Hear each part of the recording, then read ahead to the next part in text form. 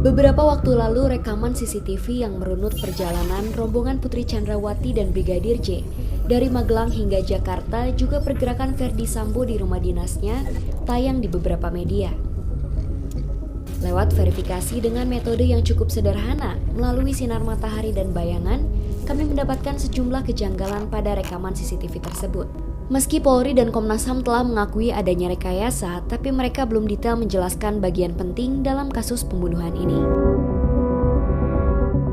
Rekaman CCTV yang beredar luas itu memang hasil manipulasi. Jelas rekaman tersebut menghapus banyak scene. Hal itu masih jamak dilakukan karena rekaman berdurasi amat panjang. Sampai di situ, manipulasi masih bisa dikatakan wajar untuk kepentingan meringkas durasi. Tapi menjadi tidak wajar jika dilakukan bukan untuk meringkas durasi, melainkan membuang elemen-elemen penting baik berupa scene tertentu atau objek tertentu dalam frame. Manipulasi yang ini termasuk juga dengan menambahkan elemen-elemen baru atau objek tertentu dalam frame. Misal, mengedit timestamp CCTV. Untuk mengecek lebih rinci, bisa dilakukan metode localization tampering, yakni analisis frame by frame, menghitung histogram dan menampilkan grafik histogram. Karena rekaman CCTV yang beredar adalah gabungan berbagai rekaman yang dijadikan satu, sulit untuk localization tampering. Dalam kasus rekaman CCTV di seputar kediaman Verdi Sambo, cara lain ialah memverifikasi timestamp yang ditampilkan dalam rekaman CCTV. Kami mencoba melakukannya melalui sinkronisasi arah bayangan matahari. Foto ini didapat YouTuber Anjas Asmara. Diduga kuat, foto itu diambil sebelum rombongan berangkat dari Magelang. Mobil patwal ini identik seperti yang muncul di CCTV. Foto itu diambil di depan rumah Sambo di Cempaka Residence. Kamera mengarah dari titik ini ke arah ini. Mobil ini menghadap dari timur ke barat. Jika disinkronkan dengan jam matahari, maka foto ini diperkirakan diambil sekitar jam 9.30. Analisis yang sama juga kami lakukan pada CCTV dalam perjalanan di batas kota utara Magelang. Speedcam Tol Semarang KM 431 dan rest area KM 86B di Tol Palimanan. Begitu juga pada rekaman CCTV saat Verdi Sambo pulang ke rumah. Rekaman ini disebut terjadi pada 15:29 waktu Indonesia Barat. Ini sinkron dengan jam matahari pada masa tersebut. Sambo tiba di rumah semenit kemudian. Lalu CCTV berikutnya menggambarkan rombongan dari Magelang datang pada 15:41 waktu Indonesia Barat. Di situ Putri, Yosua, dan Richard Eliezer terlihat turun dari mobil lalu melakukan tes PCR. Jam 15.49 adalah kali terakhir Yosua terlihat di CCTV.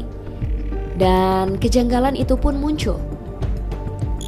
Pada 17.05, Putri disebut pergi ke rumah dinas menggunakan MPV hitam. Laju gerak mobil ini terekam CCTV di sebuah rumah di Jalan Duren 3 Barat. Dalam rekaman itu, MPV yang ditumpangi Putri terekam pada 17.09. Jika mengecek bayangan matahari, waktu dalam CCTV itu tidak cocok. Kami coba mempertajam bayangan mobil ini sehingga terlihat outline bayang-bayang. Hasilnya tetap tidak sinkron dengan jam matahari. Kejanggalan lain pun muncul pada rekaman berikutnya. Menyusul Putri, Sambo terlihat keluar dari garasi rumah di Saguling pada jam 17.10. Jika melihat dari jam matahari pada jam tersebut, bayangan mobil semestinya tak mengarah ke situ. Seharusnya mengarah ke sisi ini. Kami mencoba mengecek adakah objek lain di halaman rumah Sambo yang menghalangi sinar matahari. Misal, pohon atau benda lain sehingga menciptakan bayangan ini. Nyatanya tidak ada. Ini memang bayangan mobil Verdi Sambo. Jika disinkronkan dengan jam matahari, bayangan mobil mengarah ke titik tersebut lebih cocok terjadi dalam rentang jam 11 hingga jam 3 sore, bukan 17:10. Kuat dugaan rekaman CCTV tidak diambil pada jam 5 sore, seperti yang tertera dalam CCTV tersebut. Indikasi kejanggalan ini sudah diendus Komnas HAM ketika mereka menerima rekaman itu. Ini kami nggak merasa puas dengan CCTV yang kami terima. Ya, itu dia akui misalnya ketika seolah-olah dia kan pergi ke satu tempat bukan rumah dinas ya. Terus kemudian kalau dilihat di CCTV itu kan patwalnya berhenti. Sebelumnya dibangun keterangan bahwa dia ditelepon setelah terjadi kekerasan seksual dan tembak-menembak. Tapi itu akhirnya diakuinya bahwa sebetulnya itu adalah skenario yang dia buat. Lantas siapa yang melakukan ini semua? Mabes Polri sudah terang-terangan menyebut rekaman CCTV tersebut adalah rekaman yang disita dan disusun oleh Polda Metro Jaya.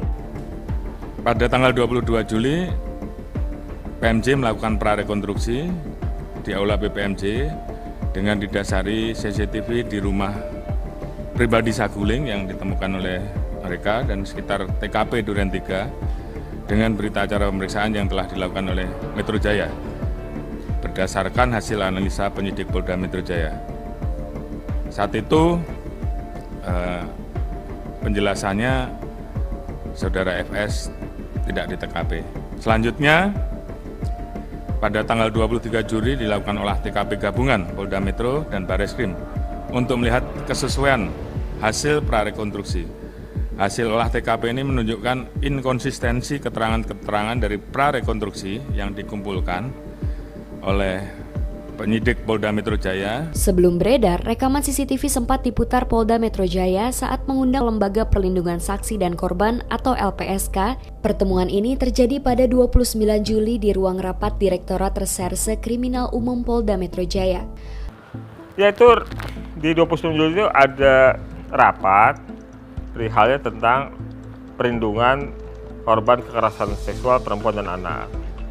Rapat itu pada intinya tidak membahas hal umum menyangkut perlindungan terhadap perempuan dan anak menjadi korban kekerasan, tetapi dikhususkan itu membahas Ibu PC. Jadi rapat itu hanya membicarakan soal Ibu PC dan mendorong, si pengundangnya mendorong agar LPSK segera melindungi Ibu PC. Dan diputarkanlah video yang sudah diedit, yang sudah ada backsound-nya, video CCTV perjalanan rombongan Ibu PC. Ketika video itu diputar dengan backsound-nya, kemudian ada yang menjelaskan. Kalau menurut kami tujuannya untuk mempengaruhi terundang, untuk dalam suasana yang sama sebagaimana dibangun oleh naratornya, gitu, yang melakukan presentasi ketika video itu ditayangkan. Salah seorang petinggi Polda yang hadir dalam rapat itu adalah Wadir Krimum AKBP Jerry Siagian. Belakangan, ia ditahan di Makobrimob karena diduga terlibat dalam manipulasi kebenaran kasus pembunuhan Yosua. Apakah perbuatan Jerry Siagian dan yang membantunya ini diketahui atasannya di Polda Metro Jaya? Dalam hal ini tentu saja, sang Kapolda Fadil Imran.